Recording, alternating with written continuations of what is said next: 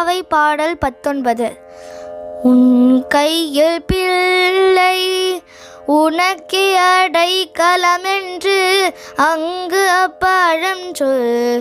புதுக்கும் M அச்சத்தால் எங்கள் பெருமான் உனக்கொன்று உரைப்போம் கேள் எம் கொங்கை நின் நண்பர் அல்லார் தோல் சேரற்க